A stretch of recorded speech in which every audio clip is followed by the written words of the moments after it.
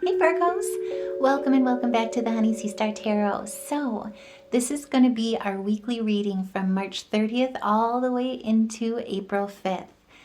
Welcome to April. Before we get started though, I just wanted to say thank you guys to each and every one of you for all the ways that you lift this channel up. Truly, each one of you makes the difference and I love you back. So let's get started, because after March 29th, if you haven't seen the weekend reading, check it out. It's a pretty powerful day. We are walking into this week on March 30th, and this is where the moon is moving into Taurus. And so it shifts our attitude towards decision making, and it emphasizes our focus towards social connections, physical needs, but also emotional wants. And this is a time really to embrace your vulnerability. It's all about showing up, flaws and all, in everything that we are. And Neptune at this time also happens to be in Aries and will impact us. And so it emphasizes our focus on our personal identity, as well as it encourages us to explore our creative side, our spiritual side, and our social side.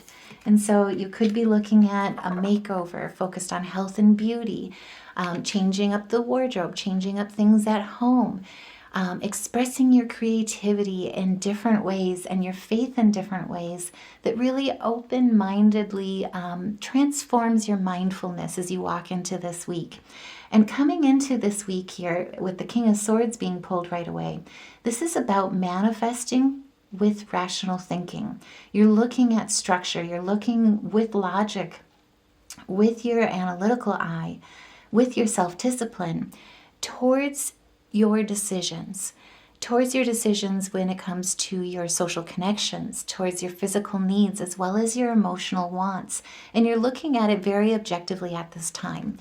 Now, on the 31st, it's a pretty quiet day, which it's kind of much needed astrologically speaking, because there has been, like I say, a lot going on. We had a nine planet alignment, including our north and our south node on the 29th, a new moon, which happened to be a super moon, and a partial solar eclipse. And as we walk into April, we also have the moon in Taurus being sextile with Mars, Saturn, Venus, and Mercury. And this is where, like I say, with that Taurus moon, it just emphasizes where we have been looking at things, looking at difficult choices, different life path choices, looking at options, things that are outdated, that have basically kind of led us to a place of indecision, or looked at things naively where we weren't necessarily paying attention to ulterior motives, to what was basically what we were being blind to when it comes to the choices, the truth of the choices that we've been making, feeling caught in the middle between conflicts or difficult aspects. And this sextile between all four, Mars, Saturn, Venus, and Mercury, and the moon being in Taurus, brings a period of stability, of security, and grounding focus on practical goals and relationships. And so this is where it's like you're seeing things for what they are, and you're no longer looking at things as you want them. And instead, this sextile brings an aspect of positivity, of harmony, and of opportunities and of growth. Oh my goodness, thank you. And so you're kind of letting all of the deceptions, all the manipulations, the blindness, the turning a blind eye rather, basically fall to the wayside. You're letting the worst of the hardships basically fall to the wayside, and you're embracing change through perseverance, recovery, healing, and self-improvement. And if that resonates, by all means, put a heart in the comments below, because like I say, this will be a breath of fresh air. So when it comes to our attitude and decision making, Mars is going to help us with the sextile, with bringing the confidence, bringing the drive in our decisions and in our actions. And Saturn helps us really ground ourselves with discipline in our responsibilities, especially when it comes to our commitment and dedication, with long-term goals and setting the proper foundations needed that helps us with setting the stage with the change that's meant to come for the next 6 months. And this is where the universe is reminding you that the world is in your favor. There could also be travel anticipated here or coming in for you. This leads to success as well as completion, but more importantly, it leads to your much deserved reward, especially when it comes to your foundations. Now, Venus is going to help us with the sextile with our relationships, with our creativity, our health and our beauty and our relationship to the self and how we treat our body like a temple, as well as finding that harmony between prioritizing me time and we time, I guess is how I would put it, the individuality and the mutuality of our relationships. And this is where you're really standing as the Queen of Cups. This is where you're presenting yourself, you're coming to the table in your relationships as an emotionally supportive figure with that emotional intelligence, with that empathy as well as creativity, but you're letting your intuition also guide you during this time, especially when it comes to leading the self, finding that harmony and that balance between the independence and the mutuality. And this is where you're really dedicated with the Three of Coins towards your life's path, towards your creativity, towards how you come to the plate for yourself as well as others. And with Mercury, we're going to get some help with our clear communication so that we can stand unapologetically, untamed as us in our relationships, not quiet ourselves, mute ourselves, or make ourselves smaller for the needs of others, but instead focus on clear communication with basically expressing our ideas, our desires, as well as promoting intellectual curiosity, education, and growth in what we don't know. And this is where you're really looking at your temptations, possibly dealing with addictions, possibly dealing with relationships that haven't served you in the past, that haven't supported you in the ways that you really needed to be lifted up. And instead, you're walking towards your justice, which is basically your true calling. The relationships that are deserving in your partnerships that build healthy relationship foundations rather than build themselves up on toxic, fragile ones. And this is really where it's your justice comes in. Your truth comes forward because you're able to express those desires in healthy, balanced relationships, build foundations that are much needed at this time. Also, too, if you're looking at a payout, legal issues, injustices that have come against you, you should have experienced as well during the new moon on the 29th, where those are now coming out, coming to be settled out in a much deserved way, in a justice way, especially with that master number 11 coming into play here as well. And if that resonates, by all means, share your thoughts, put a heart in the comments below, because this week is a week where we have seen a lot of astrological aspects come through on the 29th. And we're now grounding ourselves in them. We're grounding in that change and building that foundation of strength just in time for April. I'm just saying. And so on April 2nd, the moon is going to be in Gemini. It also happens, oh my goodness, to be sextile with the sun in Aries at this time too. And so it brings a mix of heightened energy and communication during this time. And so with the Two of Pentacles, this is where you could be multitasking, trying to harmonize multiple responsibilities, especially when it comes to your life path.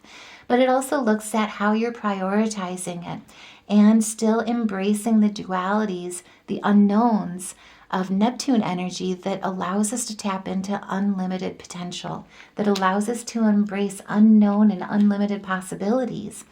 And this is where it's like you're moving away from regret. You're moving away from things that have caused you to be stagnant, like loss, or just negative, I guess I should say, like regret, despair, loss.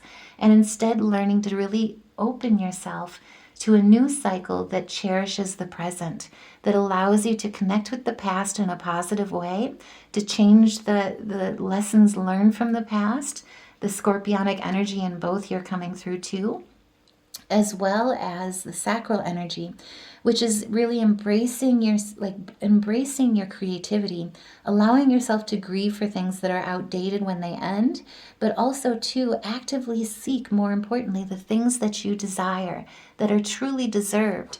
that allow you to come into balance with your highest self, to bring that symmetry and integrate your emotional intelligence with choosing the right partners that bring in an opposite, a harmony of opposites, as well as reciprocity. And so with this sextile between the moon and the sun, not only does it bring a mix of heightened energy and communication, but we're more spontaneous during this time. We're also finding an easier time of being more expressive, especially when it comes to our desires, in fostering a greater appreciation, for the intellectual and, more importantly, for diverse perspectives. It allows us to really come to the table open-minded so that we can learn with the ideology, if I cannot talk, that really only comes from basically working together in a collaborative environment that really fosters the idea and the premise and foundation that we are stronger, we are smarter together because we're different, because we think different, because we operate different, and because we each hold our own diverse and unique perspectives with a situation. And this is really where it's like you are standing in the Queen of Cups energy. You're coming to the table and really you're standing and shining. As a nurturer, you're also well loved. It's reciprocated. You're utilizing that empathy, but you're coming with a genuinity, an authenticity that really represents your root chakra, your strong foundation, and embraces the knowledge of basically who you are, why you're here, and that you're safe in all parts of your life. And if that resonates, like I say, by all means, share your thoughts in the comments below, because April is standing to be an incredible month of foundations. And at the bottom of the deck here, we've got a 10 of Pentacles with foundations, especially when it comes to Virgos here, not only being a sign of service, but being workers that we are. This is about creating lasting wealth, creating stability within our family, within our foundations of partnerships, and also in our business partnerships, that we can step forward with that confidence, with that emotional depth. And so on the 3rd, the moon is going to be moving into Cancer, and so it creates this dynamic between Virgo's analytical and practical nature and balances it with Cancer's emotional depth, with Cancer's nurturing tendencies rather too.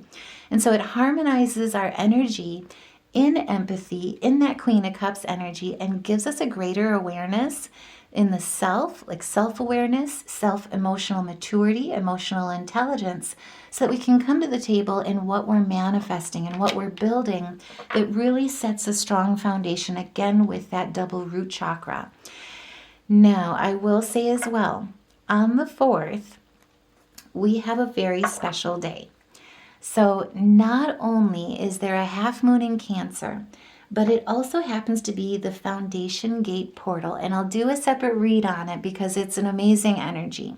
But with this half moon in Cancer, it really allows us to experience a heightened emotional sensitivity, a need for nurture, a need for security, and we feel a desire for more structure, more order in our lives. And with 4/4, it basically is where your angels are also aiding you during this time with unwavering support.